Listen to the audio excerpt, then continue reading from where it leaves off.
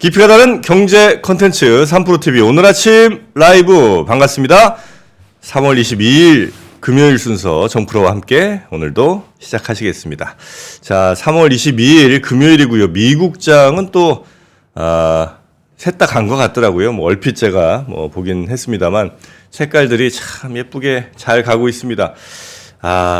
미국 시장 갈 만큼 갔기 때문에 이제는 한국이 더 갈 것 같은 그런 느낌이 저는 들었죠.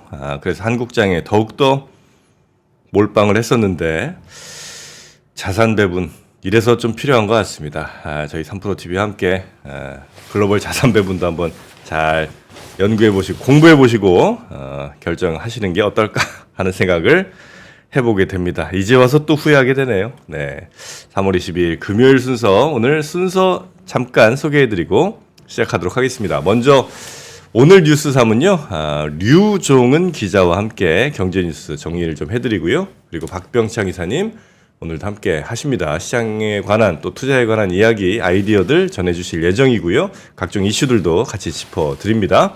그리고 오늘은 권순우 취재팀장이 취재한 내용들, 아마 투자에 있어서 반드시 좀 필요한 내용들이 함께 있을 것 같은데요. 그 내용들 묶어서 여러분께 전해드리도록 하겠습니다. 자, 그러면 저희는 바로 뉴스 3부터 광고 없이 진행하도록 하겠습니다. 뉴스 3 우리 류종은 기자 어서 오십시오. 안녕하십니까, 류종은입니다. 네, 반갑습니다. 네, 반갑습니다. 어제 축구 보셨어요? 어제 축구를 저는 보진 않았습니다. 역시 항상 경제에 이렇게 또 집중하시면서 그렇습니다. 어제 우리 축구는 투자 환경 체크하느라고 정신이 없었습니다. 어제 축구가 어디랑 했죠? 태국이랑 했는데 무승부로 끝났습니다. 태국이랑 무승부요? 네, 전반전에 손흥민이 골을 넣어가지고 이길 줄 알았거든요. 네. 후반전에 또 한 골 먹어서 지금 무승부로 끝났다라고 하는데 조금 아쉽습니다, 사실. 네, 사실 요즘 한국 축구 라인업 좋잖아요. 네. 손흥민, 이강인 뭐 다 좋은데 네. 좀 약간 결과가 항상 약간 아쉽게 나오는 것 같아서 어떻게 될지. 태국이랑 무승부예요? 네, 생각하지 못한 결과 아닙니까? 그러니까요. 보통은 뭐 태국이 뭐 어느 정도 수준인지는 제가 잘 모르겠으나 그래도 네네. 우리보다는 한 수 아래로 이렇게 평가가 됐던 팀 같은데. 맞아요. 저희가 사실 아시아에서는 맹주잖아요, 우리가 잘하는데 네. 지금 보시면 공격수에 손흥민도 있고 네. 미드필더에 이강인도 있고 수비에는 김민재도 있는데 왜 이러는지 잘 모르겠습니다. 네. 좋습니다. 하지만 미국 증시는 말씀하신 대로 정말 난리 났죠. 네. 네, 띄워주시면 좋겠는데요. 다우존스 같은 경우에는 전장 대비 이제 0.68% 오른 39,000대에서 이제 마감을 하면서 또다시 역대 최고를 기록을 했고요. 나스닥 같은 경우에도 0.2% 오른 16,401.84포인트를 기록을 하면서 역대 최고였습니다. S&P 500 역시 역대 최고로 전장 대비 0.32% 올랐습니다.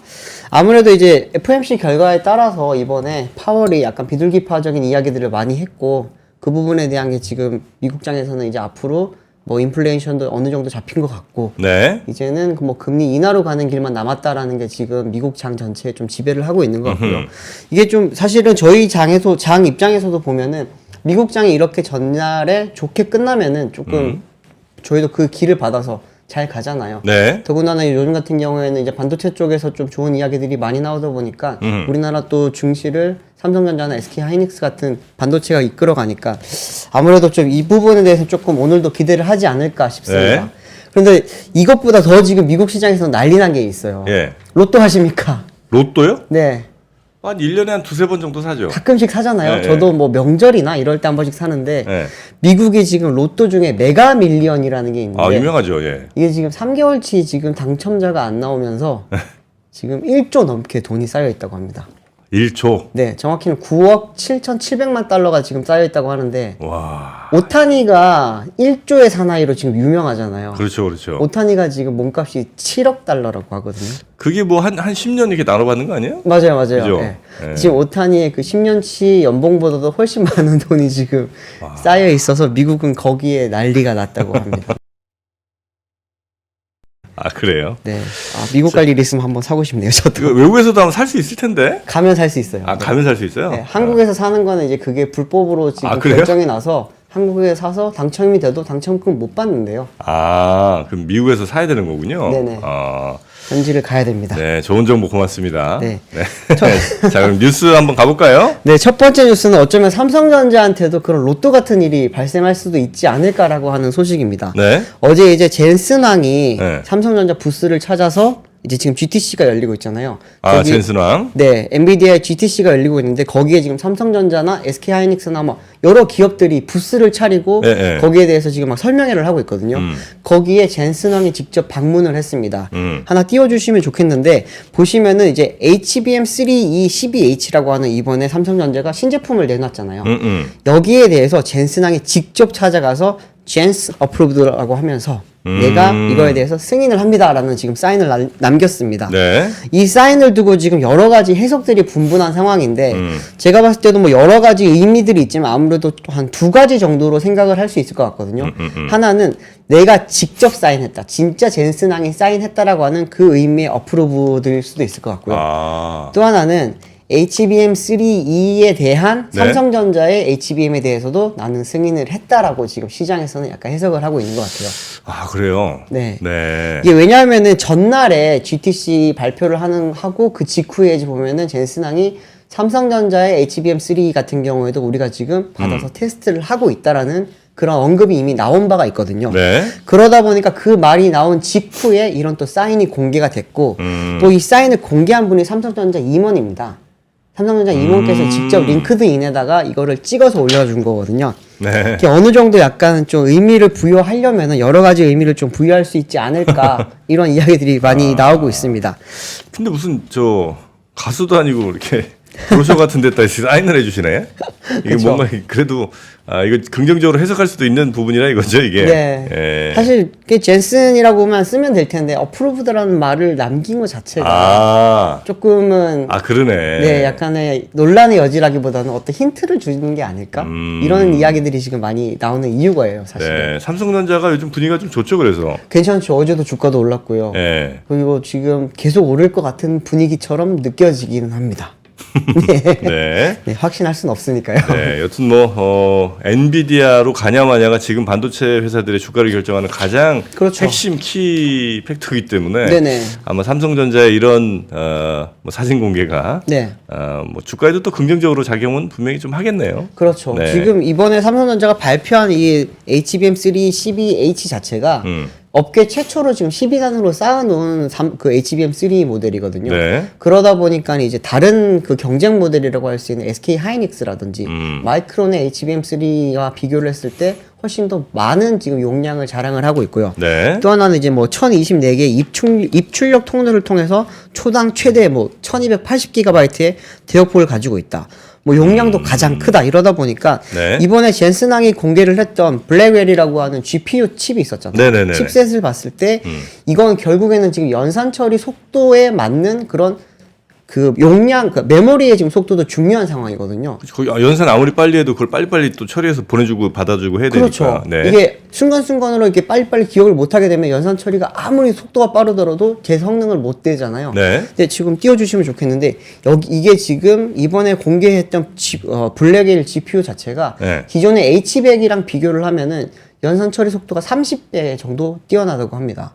그렇기 때문에 지금 엔비디아 쪽에서도 HBM3E를 지금 어쩔 수 없이 적용을 해야 되는 상황인데 현재로서는 지금 SK 하이닉스 거를 쓰고 있고요. 네. 그리고 앞으로 쓸 거라고 하고 있고요. 그리고 또 근데 좀 더 개선된 모델이 나올 때는 차기 HBM3를 어떤 걸 선택해야 될지는 지금 엔비디아 측에서 계속 검토를 하고 있는 상황이거든요. 네. 그렇기 때문에 지금 그 SK 하이닉스의 8단을 써서 만들어서 지금은 보여줬는데 만약에 조금 더 연산 처리 속도라든지 성능을 100% 발휘하는 그런 성능을 만들기 위해서는 어떻게 보면 삼성전자의 12단도 지금 필요하지 않겠냐 이런 이야기가 나오고 있습니다. 네, 자신들이 만든 칩에 최적화된 메모리가 반드시 필요할 테니까. 그렇죠. 그거는 지금 삼성전자가 조금 먼저 가는 거 아닌가 이런 이제 생각을 할 수도 있는 거고. 네네. 다만 이제 TSMC가 중간에 이제 약간 발목이 좀 걸리지 않을까 하는 생각을 하는데. 그렇죠. 결국 TSMC가 만드는 거잖아요. 그러니까 제조는 네. 그렇죠. 엔비디아 칩도. 네네. 그래서 TSMC가 이거는 괜찮습니다. 됩니다. 이렇게 해야 이제 되는 건데. 어떻게 보면은 진짜 슈퍼 의리예요. 그러니까 그래서 지금까지도 뭐 어떤 분들의 주장에 따르면 TSMC가 삼성전자를 견제하는 뭐 이런 그림 때문에도 HBM 쪽에서 하이닉스가 더 지금 앞서가고 있고 삼성전자는 조금 지금 TSMC가 약간 피하는 거 아니냐 이런 얘기들도 있던데 요거는 뭐 제대로 끝까지 가는지는 한번 또 봐야 되겠네요. 네, 이게 단순 음모론이 아닙니다. 그게 확실히 지금 TSMC 쪽에서는 파운드리의 그런 패권을 지켜야 되다 보니까 네. 삼성전자가 커 올라오는 거를 싫어할 수밖에 없잖아요. 그죠. 가장 강력한 경쟁자일 수 그렇죠. 있으니까. 그냥 준비한 거 자료를 하나 띄워주면 좋겠는데 지금 네. 그 HBM3 이 자체는 사실은 SK 하이닉스가 먼저 양산을 했습니다. 네. 이번부터 양산을 했고요. 삼성전자가 이번에 업계 최초라고 하는 거는 12단 적층이 최초라는 이야기고 이게 지금 상반기 중에 양산을 한다고 합니다. 네. 현재 지금 뭐 엔비디아도 샘플을 받아서 실험을 해보고 있고요. 뭐 AMD라든지 다른 업체들도 지금 받아서 이 부분에 대해서 계속 테스트를 하고 있는데 삼성전자 쪽에 따르면은 지금 테스트에 대한 반응들은 굉장히 좋다고 하고요. 네네네. 그렇기 때문에 이 부분에 대해서는 조금 삼성전자가 많이 이번에 GTC를 통해서 글로벌리 홍보를 좀 많이 하고 있는 것 같습니다. 근데 아직까지는 현재 지금 HBM 시장 자체는 여전히 하이닉스가 압도를 하고 있습니다. 보시면은 시장 점유율이 53% 정도 되고요. 삼성전자가 이제 한 38% 정도 되고 마이크론이 이제 나머지 한 9% 정도를 지금 얻고 있는 상황인데 네. 지금 업계에서 트렌드포스 쪽의 자료를 가져온 건데 트렌드포스가 올해 전망치를 내놨을 때는 예. 삼성전자와 하이닉스가 모두 46에서 49% 정도 가져갈 거다. 쉽게 말하면 둘이 어떻게 보면 거의 양분할 수도 있다라는 이야기를 하고 있는 걸로 봐서는 네. 아무래도 지금 엔비디아 쪽에서 어떤 거를 선택할지가 좀 많이 중요해지는 그런 상황이 될 것 같습니다. 네. 네, 두 번째 뉴스는 지금 이번 주 자체가 네. 슈퍼 주총 위크입니다. 이번 주에 지금 웬만한 기업들의 주총이 다 이루어지고 있거든요. 네. 며칠 전에 삼성전자도 있었고요. 어제 같은 경우에는 현대차, 포스코, 대한항공, 뭐 호텔신라 이런 회사들이 쭉 같은 날에 지금 주총을 했습니다. 이제 이번 주랑 다음 주까지가 거의 주총 이제 그렇죠. 마지막이죠? 네. 예. 뭐 오늘 같은 경우에는 이제 금융권의 주총, 슈퍼 주총 대회라고 하고요. 5대 네. 금융 지주가 다 한다고 하니까 뭐 많은 이야기들이 지금 나올 거고 그 부분에서 사실 나오는 이야기가 주가라든지 올해 산업 전망에도 계속 영향을 미치기 때문에 많이들 보고 계신데 지금 올해 지금 주총에서 나오는 이야기들을 들어보면은 옛날처럼 사업 확장 이야기라든지 네. 신사업을 추가한다라든지 이런 이야기보다는 조금 더 수익성을 확보를 하겠다. 그리고 조금 더 주주들을 위해서 주주 환원 정책을 많이 강화하겠다. 네. 이런 이야기들이 이번에 많이 나오죠? 많이 나오고 있습니다. 네. 어제 이제 했던 그 주총 그 일정 중에서 현대차 쪽에서는 이제 뭐 대부분의 안건들이 당연히 다 통과가 됩니다. 5건의 안건을 의결을 시켰고요. 여기서 이제 어제 좀 이야기가 됐던 부분 중에 하나는 네. 기말 배당금이 보통주 기준으로 8,400원으로 책정이 됐습니다. 이게 어느 정도냐면은 네. 기존의 기말 그 배당금의 보통주 기준이 6,000원이었어요. 2,400원이 올랐다는 뜻이거든요. 주당. 네, 주당 한 주당. 그럼 예를 들어 이제 100주 있어요. 100주 있으면은 80만 원 받는 거예요? 84만 원? 네. 아, 그래요? 네. 엄청 많이 받죠. 괜찮네. 네.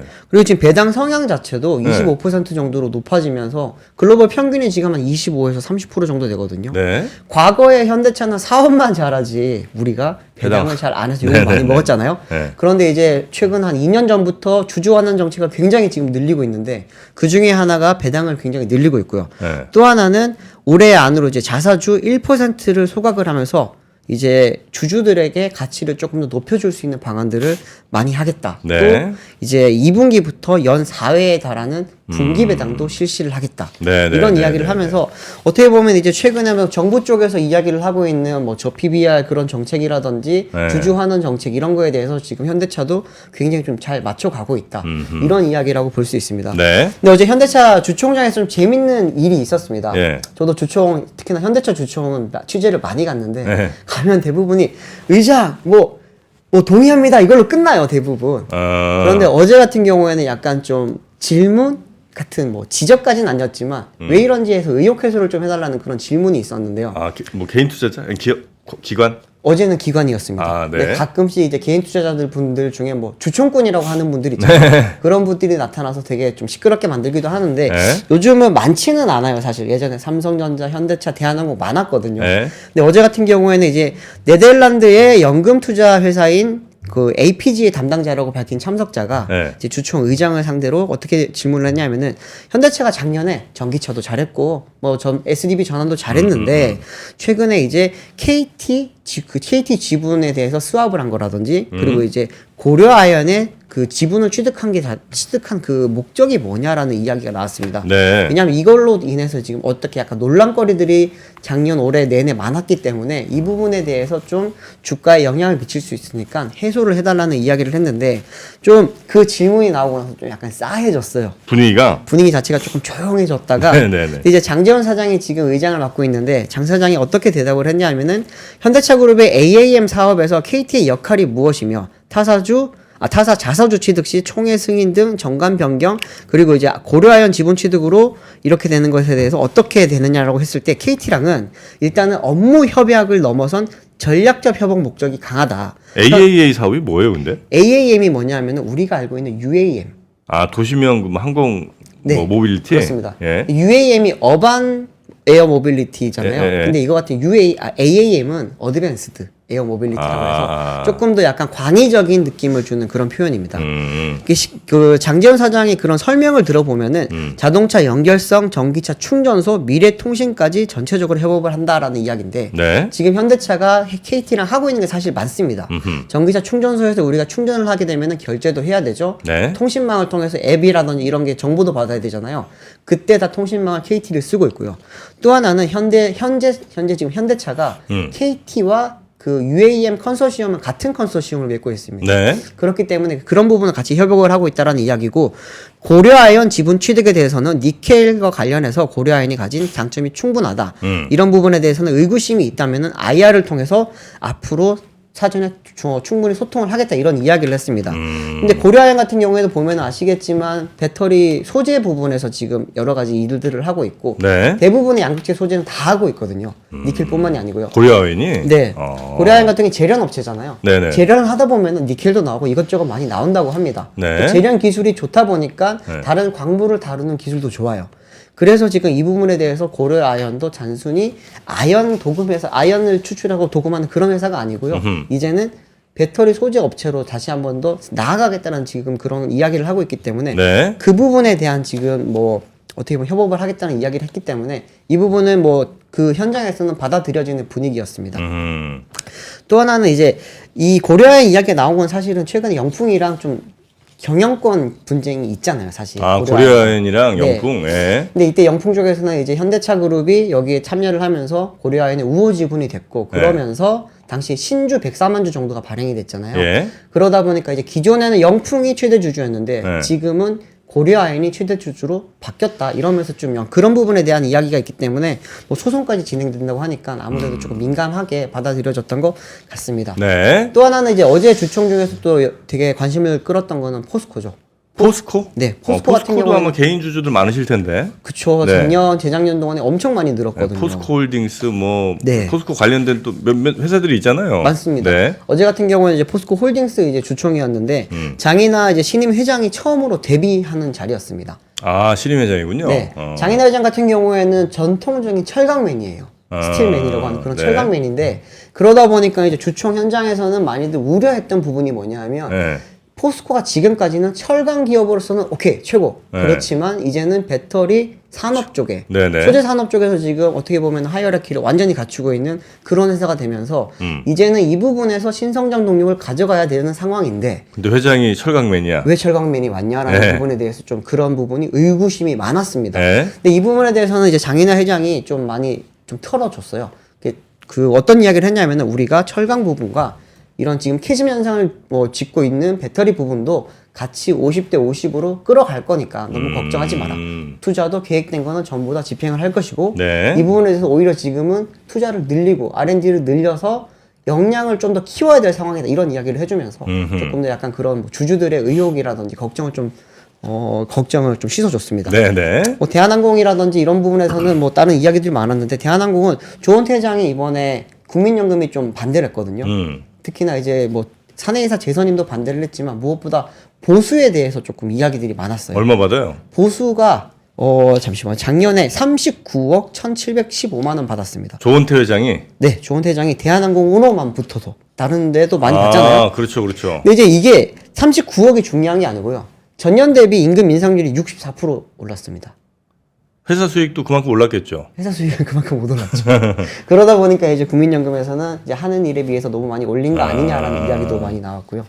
뭐 다른 이야기들이 거기 이제 뭐 네. 대한항공 경영권 이건 이제 뭐 문제가 없는 거죠? 경영권은 뭐 끝난 이미 거죠, 끝났죠. 이건? 네, 지금 예. 그 예전에 조현아 전 예. 사장 쪽에 이미 다 분해가 됐거든요, 사실. 뭐 조현아 쪽이라든지 뭐 강성부라든지 이쪽이 다 분해가 된 상황이기 때문에 네. 그쪽은 이미 지금 끝났고요. 정리가 됐고. 근데 이제 국민연금 쪽에서는 어떻게 보면 이제 최근에 너무 니들 편 들어주는 거 아니냐라는 지적이 지금 많이 나오고 있거든요. 편을 누구 편을 들어요? 이게 뭐 대주주의 편을 들어주는 국민연금한테? 네. 그런 지적이 많이 나오다 보니까 네. 어떻게 보면 보여주기 식으로 조금 반대안을 던진 거 아니었냐라는 지적도 있었는데 결과론적으로 봤을 때는 뭐 그 말이 완전히 틀린 말은 아니었던 것 같기도 합니다. 네. 네.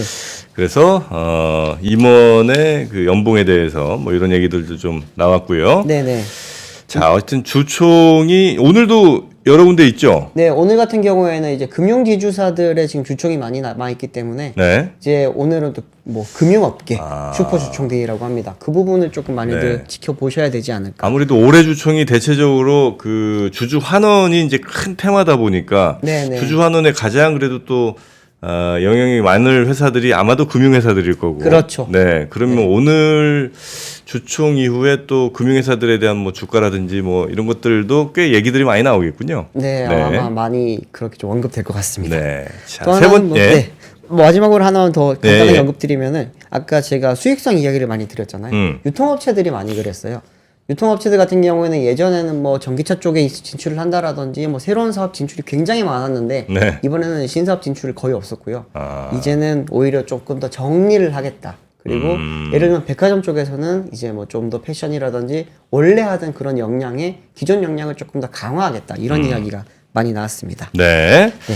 자, 세 번째 뉴스 가볼까요, 그러면? 세 번째 뉴스는 이제 GTX 이야기를 좀 해드리려고 합니다. GTX. 네, 다들 이제 말로만 있고 한 번도 보지 못하고 내가 생전에 탈 수 있을까라고 이야기가 많이 나왔잖아요.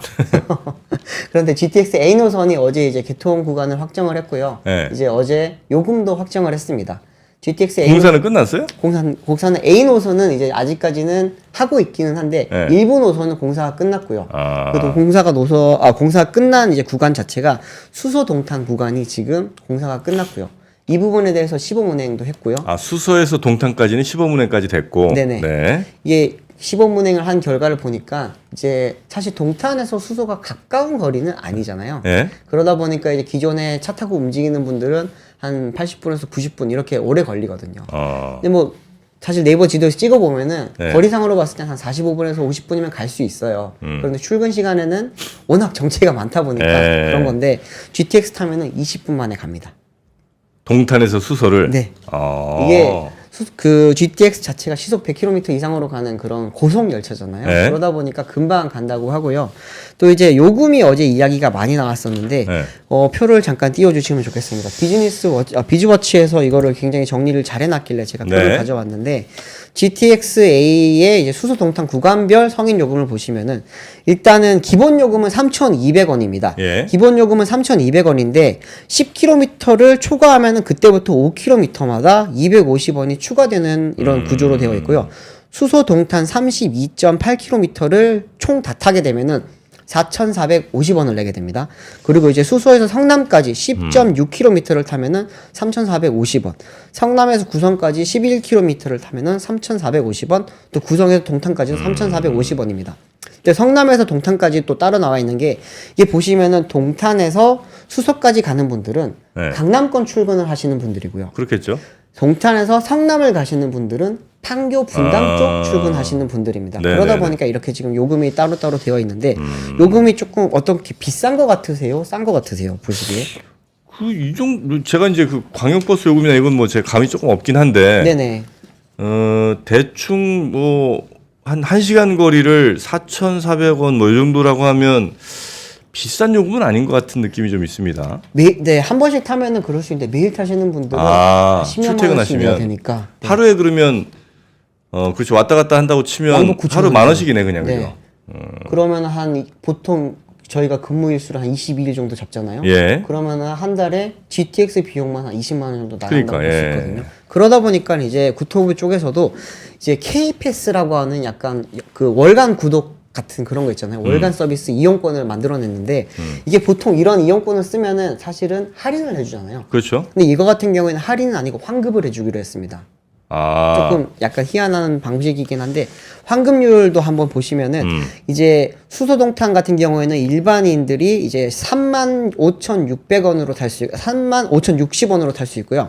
그럼 죄송합니다. 3,560원입니다. 네. 20% 정도 환급을 받을 수 있고 이제 청년 같은 경우에는 3,110원, 저소득층은 2,070원으로 지금 이렇게 환급을 받을 수 있기 때문에 청소년. 네. 아. 청년입니다. 청년. 청년? 청년이 이제 만 19세에서 34세까지거든요. 청년 요금이 따로 있어요? 네, 따로 있습니다. 뭐야? KBS에서 만들어진 건데 참나. 이거 같은 경우는 이제 한 달에 한 15차례 이상 활용하면은 네. 그때부터는 이제 일정 비율로 돌려받을 수 있는 그런 제도입니다. 또 어린이 같은 경우에는 50% 할인을 받을 수가 있고 네. 청소년은 10%, 이제 65세 이상은 30%, 또 장애인이나 유공자 같은 경우는 50% 정도의 별도의 할인 혜택이 또 주어진다고 합니다. 이 GTX가 나왔을 때 처음에 좀 많이 걱정을 했던 게 네. 환승이 잘 될 수 있냐. 우리가 흔히 뭐 타고 다니는 1, 2, 3호선들 이런 거 있잖아요. 네. 이거 같은 경우에도 준고속 열차이긴 하지만 버스나 전철로 이용을 할 때 환승 할인도 적용이 된다고 하고요. 그런데 아직까지 이제 민자 요금이 조금 확정이 되지 않았다고 하는 게 네. 지금 수소동탄 구간 같은 경우에는 전체가 운정에서 동탄까지 왔다 갔다 해야 되는 파주 운정에서. 네네네. 근데 여기까지는 지금 아직까지 요금이 확정이 안 됐어요. 공사도 안 끝났습니다. 아직은. 네네. 그렇기 때문에 2028년이 돼야지만 완벽하게 개통을 하는데 그때쯤 되면은 최소한 6,700원 정도가 되지 않을까. 근데 뭐 운정에서 동탄까지 타고 다니시는 분들이 사실 많지는 않을 것 같기는 해요. 파주 운정에서 동탄이요? 네네.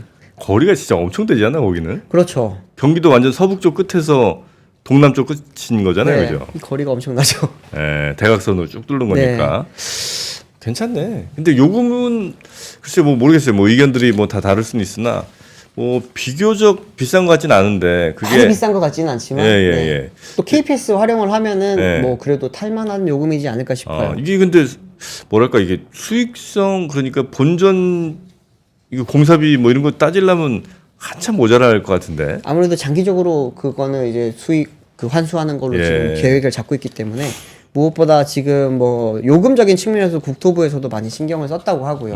또 하나는 이제 어제 이게 발표되고 나서 요금은 뭐 정프로님처럼 저항이 많지는 않았습니다. 근데 저항이 제일 많았던 게 뭐냐면은 네. 배차 간격이에요. 아. 이게 결국에는 동탄에서 수서까지 그 수서까지 왔다 갔다 하시는 분들, 강남 출근하려고 하시는 분들은 이게 배차 간격이 조금 촘촘하게 있어야 좋잖아요. 그렇겠죠. 그런데 출퇴근 시간의 배차 간격이 17분이고요. 17분. 출퇴근 시간이 아닐 때는 한 30분 정도라고 합니다. 그러다 보니까 예를 들어서 내가 이제 출근을 하다가 한 대를 놓쳤어요. 네. 그러면은 17분을 기다려야지 탈 수 있고요. 또 다른 문제는 뭐냐면 배차 간격이 좀 길다 보니까 네. 이게 타려고 하는 분들이 굉장히 많을 거예요. 그렇겠죠. 우리 9호선 타러 내려가더라도 네. 지금 한 번에 못 타는 경우가 많잖아요. 네. 근데 내가 한 대를 보내고 두 대를 보내고 이렇게 되다 보면 한 시간을 늦을 수도 있다. 아. 이런 거에 대한 지적들이 지금 좀 많이 나오고 있습니다. 네. 근데 만약에 이제 이거 뚫리면 다들 이거 타려고 많이 기다릴 거 아니에요? 그렇죠. 기존에 뭐 예를 들어 광역버스라든지 아니면 여기도 이제 저 지하철이 있긴 있죠. 있죠. 지하철은 없고 SRT가 있죠. SRT. 네. 그런 거가 분산이 좀 되겠네요, 그죠? 그렇죠. SRT 같은 경우에는 좀 비용이 좀 더 많이 비싸다 보니까 네. 아무래도 그래도 좀 GTX 쪽으로 많이 오지 않을까 그런 이야기들이 많고요. 또 이제 이런 배차 간격에 대한 이야기도 있고 또 하나는 사실 부동산입니다. 아 가격이 또 들썩들썩해요? 네, 이게 지금 어쨌든 이번 GTX A노선의 지금 우선 개통 구간에서는 가장 관심을 받는 데는 동탄이거든요. 아 동탄 같은 경우에는 예전에 부동산이 엄청나게 거품이 꼈다가 한번 쭉 빠졌다가. 거품이 많이 빠졌다가 네. 거품이 다시 좀 올라오고 있다고 보고들 계세요. 네. 근데 이제 특히나 이제 SRT 동탄역 바로 앞에 있는 동탄역 롯데캐슬 같은 경우에는 네. 지금 가격이 많이 올랐다고 하고요. 또 이제 동탄역 근처 말고요. 동탄 1신도시 쪽에 들어가면은 사실 네. 여기까지는 거리가 좀 많이 멀거든요. 음. 그래서 거품이 많이 빠졌었는데 최근에 갭 투자가 또 많이 성행을 하고 있다고 합니다. 이제 한 매매가 대비 5천만 원 정도만 있으면은 전세를 끼고 살 수 있는 그런 그래요? 갭 투자가 많아졌다고 해요. 그것도 국평이라고 하는 전용 84 기준으로 그 정도가 많이 나오다 보니까 음흠. 이제 어떻게 보면 동탄 사시는 분들은 이제 좀 살만해졌다라고 하는 이야기가 나오고 있었는데 다시 좀 갭 투자들이 조금 들어오고 있다고 해서 근데 이 부분에 대한 지금 뭐 부동산 전문가들이 오히려 지금 걱정을 많이 하고 있습니다. 네네네. 이제 과거에 이런 갭 투자가 좋지 않은 선례가 많이 나왔던 게 노두광이라든지 뭐 이제 서울 지역에서도 네. 20, 30대가 많이 들어갔다가 물린 게 많잖아요. 네. 그러다 보니까 그 부분 주의해야 된다는 이야기가 많이 나오고 있습니다. 네. 자, GTX 개통과 관련된 소식까지 전해 주셨고요. 오늘 뉴스3 고생 많으셨고 다음 주에 또 뵐까요? 네, 다음 주에도 뵐 수 있을 것 같습니다. 네, 다음 주에 뵙겠습니다. 고맙습니다. 네, 감사합니다. 네.